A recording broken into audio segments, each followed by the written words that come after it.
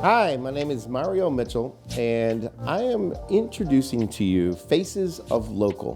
The concept behind this is to sit down and allow me to interview some of the most dynamic people in our industry. Dig deep with them, share their stories, and most importantly, share their stories with you. You ready? Okay. What originally drew you into the world of finance?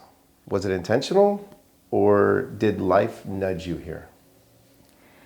Yeah, so getting into lending, let alone real estate, I started at 19.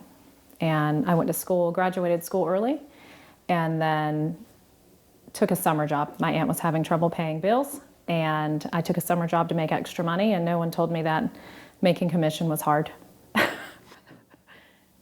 23 years old, and I had been in this at this point now for several years. The youngest person in the office with me was in his early 40s.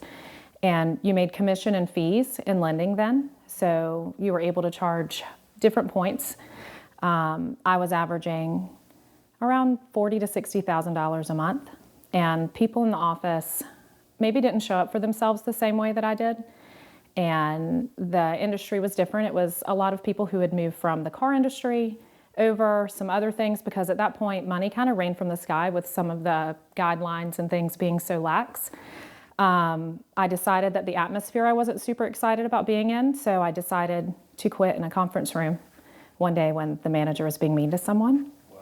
And I resigned in front of like 50 people, like a gangster, which isn't normally my MO in a public space like that, but resigned, walked to my desk, got my things, and trolled over to rent an executive business suite. And within 2 weeks, I had 8 employees that followed me. Well, I went to the bank because I knew I would need my finances to show the leasing agent for this executive business suite. Now, mind you, I'm in my 40s now. So in your 20s, 20 years ago, an executive business suite probably per office was like $250 an office. I get the last few months of my bank statements and I head in, and the lady, her name was Amanda, greeted me, and almost like she felt bad for me because I was like, I'm starting a company today. Now, mind you, someone that's a child standing in front of you essentially is like, I'm running this space. So she goes into, well, you'll need your business. And I said, they're faxing. I got your fax number from the receptionist. They're faxing the information over.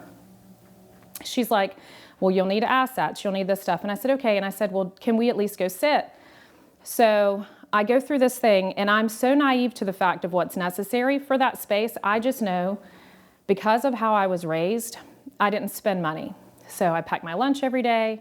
Ate the same thing for breakfast every day. I sat in my office. I worked a lot. So I hand this one of my bank statements, and they're in a manila envelope. And I said, well, I don't know if I have enough. Now, once again, the amount of that lease was probably $250. And executive business suites are like month to month.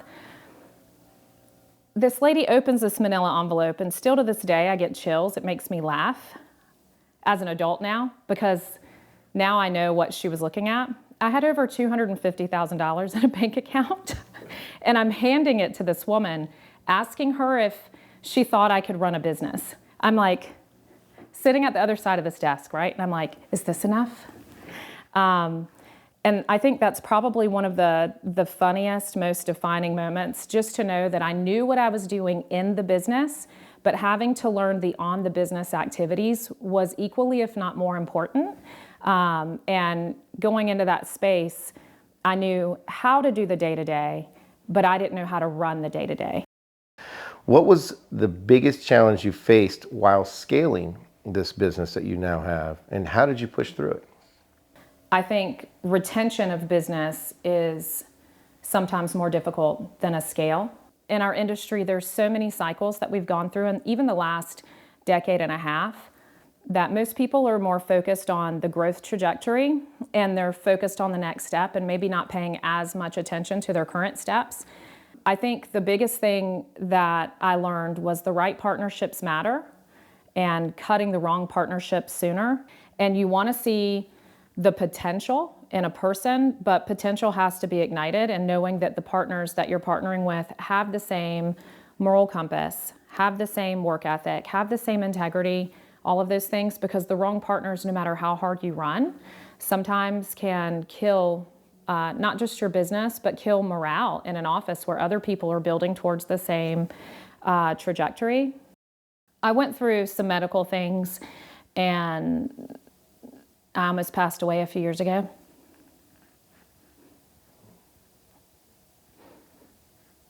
I think the part of me being in the hospital answering questions for people and not having a conversation with them to let them know like real life things happening, you realize being self-employed, you're always on, right? Like it weighs on, and it's not just for lending and it's not just in real estate, but you always have this piece of you that's like, okay, and it's not that people are always selling, but I do think that there is this stigma around success in general that says, this is where you're not vulnerable. This is where you're not here, and this is what you're building towards. I actually took a step back and relinquished the relationships and the partnerships that we had because I realized who and what I was doing certain things for may have been financially lucrative, but I would rather function lean and mean to rebuild the culture and the community and be able to marry peace and purpose. And we had maybe 3 months or 4 months that were really, we paid all of our bills, but they were very different months than what we'd been used to. But it didn't take long for us to make room for the time and also the headspace and attract the right people into that space. But it also allowed me to recalibrate my own core, which I feel like is something that needs to be revisited. Most entrepreneurs, people who are building a success platform, really need to sit down with themselves, not just daily with their daily activities, but monthly, and say, am I on track for my goals? And is this bringing me peace? Is this what my purpose is for? And doing more of a self-reflection space, which I've done over the last 3 years since.